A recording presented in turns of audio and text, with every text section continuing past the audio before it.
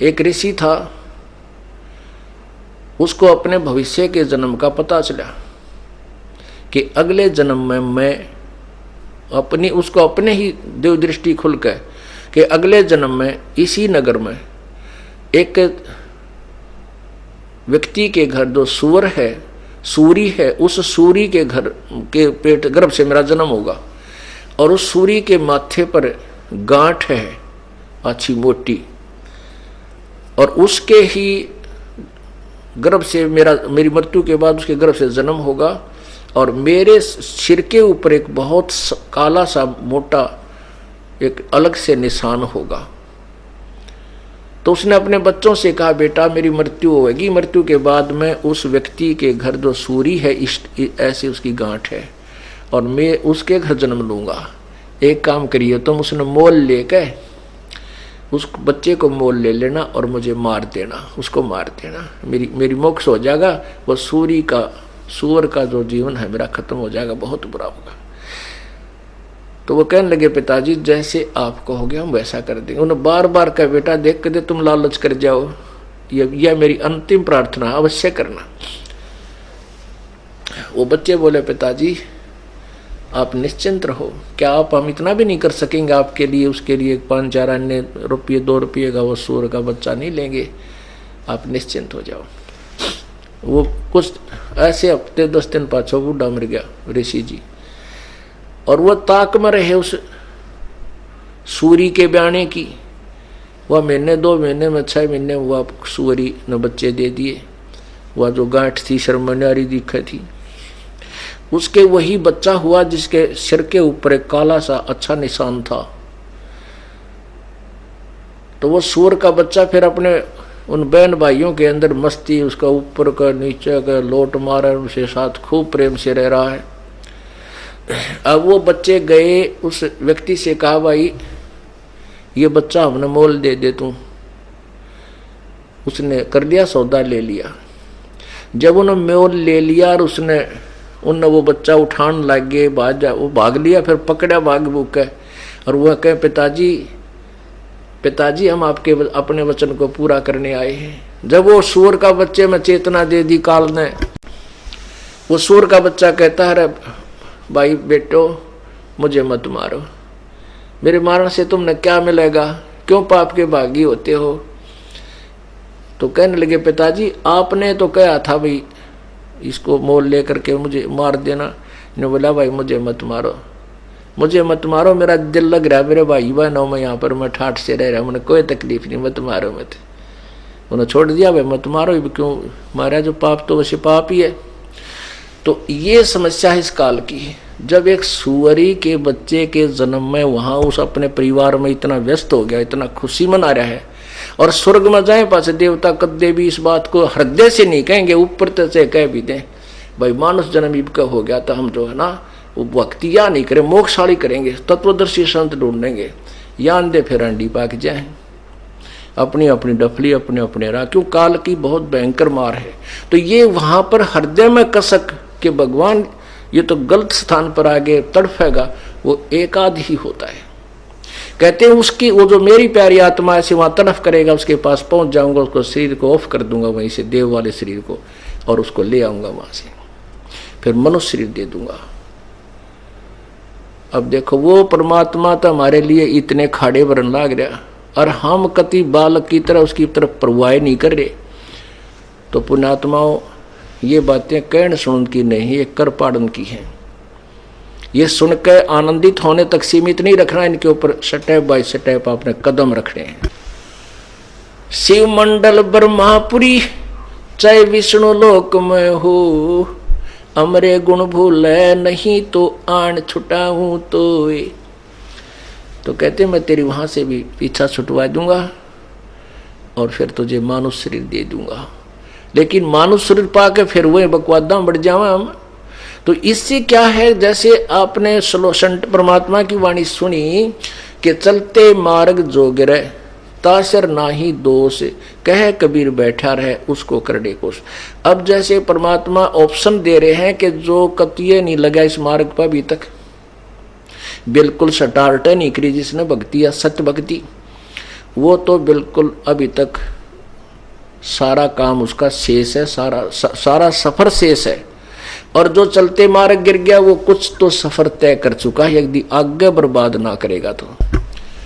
अब पुण्यात्माओं मान लीजिए, अब देखो जो आपको कहानी दास सुना रहा है इस तत्व ज्ञान को निखार रहा है कि जैसे राजा अम्बरीश जी कितनी पुण्यात्मा होंगी जो सतयुग में राजा बने। सतयुग में तो सिंपल मैन भी बहुत सुखी होता है, राजा को तो बहुत ज्यादा सुख होता है, क्योंकि उसमें उस समय कर्तगनी लोग नहीं होते, जनसाधारण भी बहुत सुख से रहता है और राजा तो बहुत सुखी होता है हर, क्योंकि उसकी तो संकेत में राजा नौकर सब व्यवस्थाएं खाने की, पीने की, रहने की सब होती है। और फिर भी भक्ति कर रहा है, यानी कितनी पुण्यात्मा होगा इतने सुख में भी भक्ति इतनी दृढ़ता से कि दुर्वासा जैसे उस कर्म सन्यासी जो सिद्धि में फूला फिरा था उसके छक्के छुड़ा दिए। यानी अपने सतर के पहलवाना न घेर देगा, लेकिन जो हिंद केसरी होगा वो तो सब न ठोके ठाठा गए। तो परमात्मा तो कबीर जी जो है वो पूर्ण परमात्मा है, वो वास्तविक, उसके सामने तो अलग बात है, लेकिन फिर भी अपने सतर की भक्ति में वो उनसे श्रेष्ठ थे। उसके बाद वही पुण्यात्मा राजा जनक बनी। ओए होए, अब आपने राजा जनक के बारे में सुना कि उसके 10,000 रानियां थी और फिर भी वो भक्ति कर गया। इसका अर्थ ये नहीं है कि दुराचारी व्यक्ति भी पार हो जाएगा, वो जनक जी पार की तो या। उसी के बाद ये बताना चाहता हूं मैं दास के आगे वही आत्मा स्वर्ग में अपने पुण्य भोग गए और नरक में भी जाना होता है, जितने भी जो अन्य गलतियां की हैं। जब तक परमात्मा की शरण में नहीं आते पूर्ण ब्रह्म की में, तब तक दोनों अकाउंट बराबर रहते हैं, साथ साथ चलते हैं। पुण्य अलग से लिखे जाते हैं, पाप अलग से। पुण्य के लिए स्वर्ग और पाप के लिए नरक, ये अवश्य भोगने होते हैं। कबीर परमेश्वर जी की शरण में आने के बाद पाप कर्मों में आग लगा दी जाती है। जब ही सतनाम हृदय धरो भयो पाप को नासे, मानो चिंगारी अग्नि की भाई पड़े पुराने घासे। जैसे 1000 टन और सूखा घास फूस ईख की पत्ती पड़ी हो और उसमें एक माचिस की सीख लगा दे, सबको जला के राख कर देगी और तेज हवा आएगी उस राख को भी इधर उधर फेंक के वहां कति क्लियर कर देगी। तो ऐसे ही कबीर परमेश्वर की साधना से ही घोर से घोर पाप भी नष्ट हो जाते हैं। अन्य किसी भी परमात्मा देव की साधना से जीव के पाप क्षमा नहीं हो सकते। जैसे कर्म वो करता है वही भोगने, दोनों ही भोगने पड़ते हैं। आप उसके लिए, आपको समझदार के लिए तो एक संकेत ही काफी होता है, पर्याप्त होता है। जैसे महावीर जैन जी के आपको जीवन बहुत बार दिखाया दास ने कि वो पुण्यों के कारण तो 80 लाख बार देवता बना और पाप कर्मों के बार क्या बना, 60 करोड़ बार हाथी, 30 करोड़ बार कुत्ता, 20 करोड़ बार बिल्ली हो, तेरा गजब हुई हो। ये जुल्म दोनों भोगने पड़े। ऐसे ही ये प्यारी आत्मा जो अम्बरीश राजा था फिर राजा जनक हुआ, यानी एक युग में कई लाखों वर्षों का अंतर हो जाता है। तो उस दौरान स्वर्ग के पीरियड को भी भोग लिया और नरक के भी भोग लिया और फिर कुछ शेष पुण्य और रह जाते अधिक, तो वो राजा फिर बन गया जनक। उसके बाद फिर क्या हुआ, राजा जनक जिसने सुखदेव जैसे कर्म सन्यासी को भी फेल कर दिया, एक गृहस्थी व्यक्ति ने अपनी साधना के अनुसार, यानी वो उसी सतर के पहलवान थे। अब कबीर परमात्मा तो समझ लो इंटरनेशनल लेवल का पहलवान है, इसके सामने तो सारे ही फेल हो जाएंगे, परंतु अपने सतर में जो अपने लेवल के जो ये साधक थे उनमें वो श्रेष्ठ थे। अब आगे क्या हुआ कि राजा जनक जब शरीर छोड़कर चला, उसने इतने यज्ञ कर रखे थे, बहुत ज्यादा धार्मिक योग कर रखे थे। उन यज्ञों के कारण स्वर्ग प्राप्ति होती है। और विष्णु जी के उस एक मंत्र का जाप उसने कर रखा, परमात्मा मिले थे उसको, लेकिन ये लोग नहीं मानते, उस अज्ञान के ऊपर बहुत दृढ़ हो जाते हैं। उन्होंने उनमें से एक मंत्र अच्छा लगा विष्णु जी वाला, उस ये 5 मंत्रों में से उस एक की और साथ में माया प्राप्ति के लिए शक्ति का जो बीज मंत्र ये दास आपको देता है, उन दोनों की रटना, उनका दोनों का जाप करता रहा। उनके आधार पर विष्णु लोक में गया और यहाँ उसको माया की अधिकता प्राप्त होगी। जाते समय और बहुत ज्यादा उसने यज्ञ कर रखे थे, पुण्य यानी धार्मिक यज्ञ कर रखे थे, भंडारे आदि करते थे ये राजा लोग, वो भी किए हुए थे। तो वो विमान में बैठकर गया, विष्णु जी के मतलब लोक को चला। तो रास्ते में काल का जाल देखो पुण्यात्माओं कैसा भयंकर है। ये प्राणी अनाथ जीव कैसे निकल सकता काल के जाल से, जब तक कबीर परमात्मा की शरण हमें नहीं रहेगी। अब वहां एक नरक के साथ से, एक नरक के अंदर 12 करोड़ आत्माएं अपने पाप कर्मों को भोग रही थी, बुरी तरह चिल्ला रही थी, हाहाकार मचा हुआ था। वहां से राजा जनक जी का विमान निकाल दिया। राजा जनक ने, क्योंकि संत में दया होती है, उसने उन अपने साथ जा रहे जो भगवान के जो पार्षद थे, अर्थात वो सैन्य भगवान के दूत थे, उनसे कहा देवदूतों ये चिल्लाहट की आवाज किसकी है। उन्होंने बताया कि राजन यहाँ पर एक नरक है, उसमें अपने किए हुए पाप कर्मों का भोग ये आत्माएं भोग रही है, इसलिए इनकी हाहाकार मची हुई है। उसने कहा कि मेरा विमान रोको। किसने? जनक जी ने। मेरा विमान रोको। विमान रोक दिया कि इनको कहो कि इनको तंग ना करें, इनको छोड़ दो, जितनी भी इसमें आत्माएं नरक में हैं। देवदूतों ने कहा कि राजन यहाँ आपका आदेश नहीं चलता, आप यहाँ राजा नहीं हो, यहाँ तो धर्मराज का आदेश चलता है। वो यहाँ का यानी धर्मराज के आदेश से ये इस नरक रूपी जेल में डाल दिए गए हैं और यहाँ का यमराज राजा है ये जेलर। और जब तक धर्मराज इसको आदेश नहीं देगा यमराज को, तब तक ये नहीं छोड़ सकता, ये जेलर इनको बरी नहीं यहाँ से निकलने देगा। तो उन्होंने धर्मराज को बुलाया कि धर्मराज को बुलाओ। आ गया धर्मराज। राजा जनक ने कहा, हाँ उसने कहा कि या तो मैं भी आगे नहीं जाऊंगा, यही रहूंगा। देवदूत कहने लगे जी ऐसा नहीं, आप यहाँ नहीं रह सकते क्योंकि आप तो स्वर्ग अधिकारी हैं, आपको स्वर्ग में जाना है। कहना मैं नहीं जाऊंगा, या तो इनको भी छोड़ो और नहीं मुझे भी यहीं छोड़ दो। तब उन देवदूतों ने धर्मराज से टेलीफोन मिलाया, कांटेक्ट किया कि ऐसे ऐसे ये राजा ऐसे ऐसे एक जिद कर रहा है। तो धर्मराज वहीं आ गया। तब उन्होंने भी कहा कि आप चलो राजन, अपना स्थान ग्रहण करो स्वर्ग के अंदर, और ये तो पाप, इनके जो पाप कर्म इनको भोगना ही पड़ेगा, ये तो हार्ड एंड फास्ट रूल है यहाँ का। राजा बोला नहीं मुझे भी छोड़ दो यहीं पर, या इनको मेरे साथ और स्वर्ग भेज दो,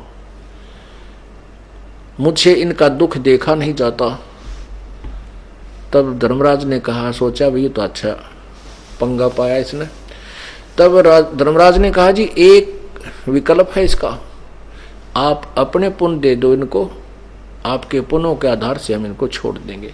राजा ने कहा ठीक है मैं इनकी जमानत देता हूं, मैं अपने पुण्य इसको इनको 50% आधे पुण्य दे दिए। अब झाड़ दिया पल्ला सा, सारी उम्र की कमाई व जीवन की आधी दे दी वहां पर। अब उनके कारण वो 12 करोड़ आत्माएं विमान में बैठा के उसके साथ पैरेलल दूसरे विमान में उसके साथ साथ भेज दिया, स्वर्ग में चली गई। अब राजा जनक की कमाई का नाश करवा दिया। दया भाव, दया भी हिसाब की हो, इसी दया के होगा अपने पैर में कुहाड़ा मार ले? नहीं, परमात्मा कहते हैं जो हम कहें करे जो कोई, मन धारे सो देखे, और लक्षण योग लखावा निर्गुण बहुत धरे नहीं भेख है। यानी फिर जन्म नहीं होगा, जो हम कहें ऐसे करते रहना। आपका मन 1 मिनट में दयालु हो जाएगा, और 1 मिनट में उससे के प्रति दे इतना क्रोधी हो जाए, मन दे जूता दे उसने, तो ये के दया हुई। एक भगत था, एक ऐसे ही मनमुखी व्यक्ति, क्योंकि दया तो होती ही है पुण्यात्माओं में, लेकिन जब तक सतगुरु शरण में होते हुआ दया भी पूर्ण नहीं हो सकती उसकी। उसने एक बूढ़ा आदमी देखा और बाहर बैठा हो, घरवाला ने बाहर काट रखा और उसका बड़ा दुखी हो रहा, रो है। उसने दया आई, कहने लगे बाबा क्यों रो रहा है? वो बोला मेरे बच्चे सेवा ना करते, मन तंग कर रहे हैं, नो है कितना थूक दे है, फलान कर दे है, मेरी कोई सेवा नहीं करते, बाहर बैठा दिया मैं। वो बोला चलो मेरे साथ, वो दयालु, मैं आपकी सेवा करूँगा। वो बूढ़ा उसके साथ आ गया। अब 2-3 दिन तक, 1 हफ्ता तक करी सेवा। फिर बूढ़ा जुकाम खांसी हो जा, उड़े थूक दे। अब वो एक दिन उसके साथ छो उठा, बूढ़ा ठा के बाहर पटक दिया, अमर भाग दंडाला सारा नाश कर दिया। वह दया खत्म होगी। पहले दयालु बना घर लाया, फिर ऐसा छो उठा बाहर पटक दिया, ठा के चल अपने घर ने, रोज का पंगा तेरा से। तो कहने का भाव ये है कि यह दया भी सेध देगी फिर तुमने। तो परमात्मा कहते जो हम कहें ऐसे करो। अब जैसे उसने दया आई, 12 करोड़ छुटवा दिए, स्वर्ग पहुंच गए, ठीक है। अब उन 12 करोड़ आत्माओं के जब तक राजा जनक द्वारा संकल्प किए हुए दिए हुए पुण्य उनके साथ वो बांट दिए, सब में जितनी रेसों में थे 12 करोड़ में बांट दिए। तो 12 करोड़ जब वहां, जब तक उनके पास राजा जनक के दिए हुए पुण्य रहेंगे तब तक वो स्वर्ग में रहेंगे। उसके बाद फिर उन्हीं पाप कर्म जो शेष थे उनको भोगने के लिए पुण्य उसी नरक में डाला जाएगा। वो अपना कर्म फिर भोगेंगे और वो दुख न्यो का न्यो रह गया। और राजा जनक की कमाई आदि खत्म करवा दी, बाकी शेष स्वर्ग में खाली। उसके बाद वही प्यारी आत्मा कलयुग के अंदर, ये त्रेता युग की बात है। अब द्वापर युग बीच में गया तो राजा जनक के जीवन के साथ, जीव के साथ के बीती होगी, वो तो अवर्णनीय है। जैसे इसके लिए महावीर जैन जी का इतिहास आप देख सकते हो। और फिर वही प्यारी आत्मा पश्चिमी पाकिस्तान, पहले तो हिंदुस्तान ही था ये सारा, उसमें श्री कालूराम मेहता खत्री के घर में श्रीमती तृप्ता देवी जी की कोख से सन 1469 में वही राजा अम्बरीश और राजा जनक वाली आत्मा श्री नानक जी के रूप में अवतरित हुई, जन्म हुआ। अब वो पहले तो राजा था अपने पुण्य कर्मों से, उसके सामने कितने नौकर करबद्ध खड़े रहा करते थे। और जब वो सब पुण्य अक्षीण हो गए, फिर स्वयं सुल्तानपुर के नवाब के वहां एक नौकरी करनी पड़ी उसी आत्मा ने।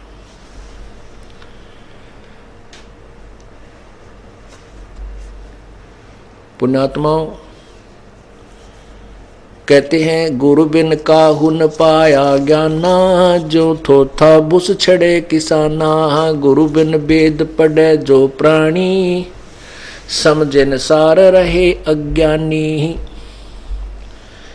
अब जिस भी सतर की भक्ति आपने करनी है आप करते हो,